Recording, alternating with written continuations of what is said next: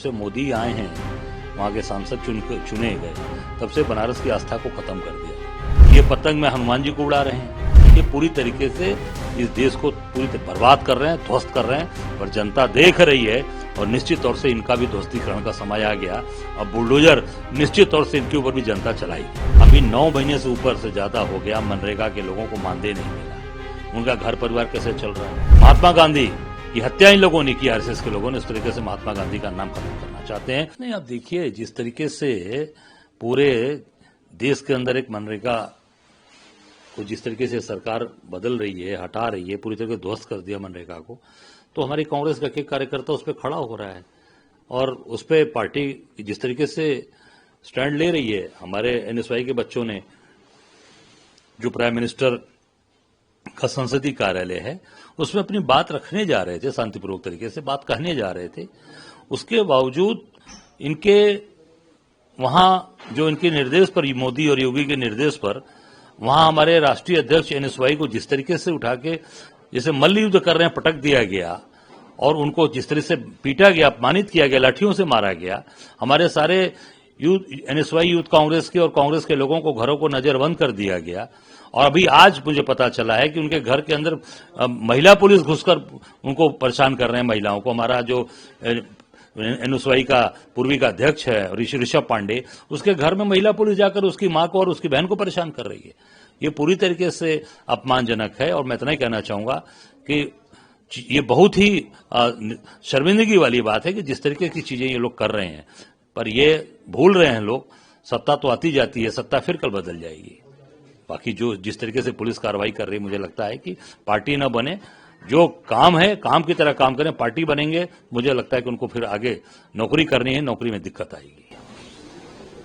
सवाल किसानों पे भी, वहां लोगों के अंदर काफी, उसके बाद तमाम समस्याएं सामने आई। लेकिन अब यही जो कार्रवाई का क्रम है, ये मणिकर्णिका घाट तक पहुंच चुका है। वहां लोग विरोध कर रहे हैं। वो कह रहे हैं कि यहाँ पे हमने अपना बचपन बिताया, यहाँ पे तमाम मंदिर है। हालांकि सरकार का कहना यह है कि कॉरिडोर को डेवलप किया जाएगा ताकि लोग सुचारू रूप से दर्शन कर सकें और बनारस में और आस्था को जो कॉरिडोर है उसको डेवलप कर सकें।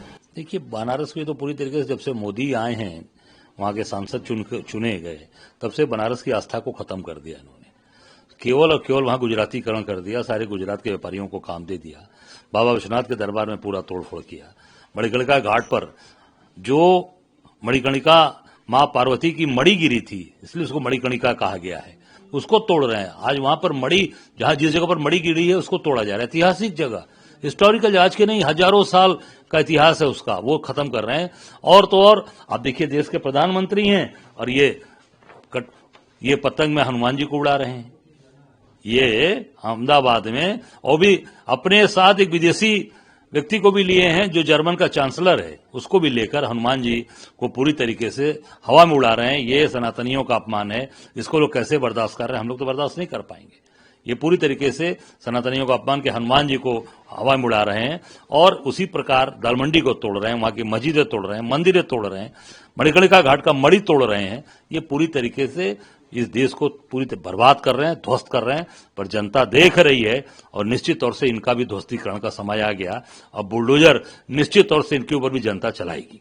सवाल और है मनरेगा था। हालांकि मल्लिकार्जुन खड़गे ने कहा कि अगर ये इसको बदला नहीं गया तो लोगों के भी रिपरकशन झेलना पड़ेगा केंद्र सरकार को। वहीं दूसरी ओर आज लखनऊ में भी कार्यक्रम है, किरण रिजिजू भी इसमें मौजूद हैं। देखिए, पहली बात मैं इतना साफ कहना चाहूंगा कि जो इन लोगों ने नाम परिवर्तन किया है, और ये मनरेगा का नाम बीबी ग्राम जी जो किया है, बीबी ग्राम जी, निश्चित तौर से ये महात्मा गांधी का अपमान है। महात्मा गांधी की जो विरासत है उसको समाप्त किया जा रहा है, और गरीबों का हर अधिकार मारा जा रहा है। अभी 9 महीने से ऊपर से ज्यादा हो गया, मनरेगा के लोगों को मानदेय नहीं मिला। उनका घर परिवार कैसे चल रहा है, कैसे अपने परिवार को पाल रहे हैं, उस पर ध्यान नहीं दे रहे हैं। केवल और केवल झूठी बात करना और योजनाओं को, उस पूरे कानून को खत्म करना, ये जानबूझकर केंद्र की सरकार मोदी जी कर रहे हैं। कि ये जैसे महात्मा गांधी की हत्या इन लोगों ने की, आरएसएस के लोगों ने, इस तरीके से महात्मा गांधी का नाम खत्म करना चाहते हैं। पर कांग्रेस का कार्यकर्ता, इस देश के लोग, देश के वासी इसको होने नहीं देंगे। सर, जांच सौंप दी है, कहां से फंडिंग हुई, क्या ये कितना लंबा नेक्सस था और कन्वर्जन का, इन सबको लेके यूपी एसटीएफ की टीम अब जांच करेगी। देखिए, मैं तो नहीं कहना चाहूंगा कि पूरी तरीके से जब लखनऊ के अंदर ये सारी चीजें हो रही हैं, जहां मुख्यमंत्री बैठ रहे हैं, पूरी उत्तर प्रदेश सरकार बैठी है, वहां पर जब चीजें चल रही हैं, आप देख सकते हैं कि सरकार के हाथ में कानून रह ही नहीं गया है, सरकार का डर नहीं रह गया। अब जो दरोगा रक्षक था वो भक्षक बन गया। वही दरोगा कानपुर में 14 साल की बेटी के साथ रेप करके फरार है और पुलिस उस पर इनाम घोषित कर रही है।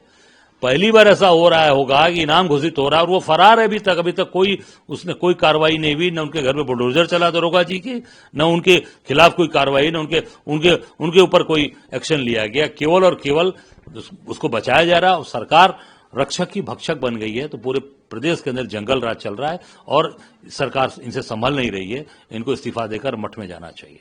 बस एक आखिरी सवाल है, एक हिंदू युवक की फिर हत्या कर दी गई निर्मम में। देखिए, ये मोदी जी की पूरी विदेश नीति फेल है। ये शेख हसीना को अपने यहां लाके रखे हुए हैं। शेख हसीना को शरण किसने दिया है? मोदी जी ने दिया है। जब तक शेख हसीना को यहां रखेंगे तब तक निश्चित वहां पर उसका रिएक्शन आपको झेलना पड़ रहा है। और हमारे हिंदू भाई मारे जा रहे हैं और शेख हसीना को यहां बैठाकर आप उनको बिरयानी खिला रहे हैं, उनको पुलाव खिला रहे हैं। मुझे लगता है कि निश्चित तौर से ये हिंदू समाज इसको देखना चाहिए और ये पूरी तरीके से हिंदू समाज का अपमान हो रहा है। वहां हत्या हो रही, मारा जा रहा है। तत्काल इस पर केंद्र सरकार को एक्शन लेना चाहिए, तत्काल कठोर सैन्य कार्रवाई करनी चाहिए।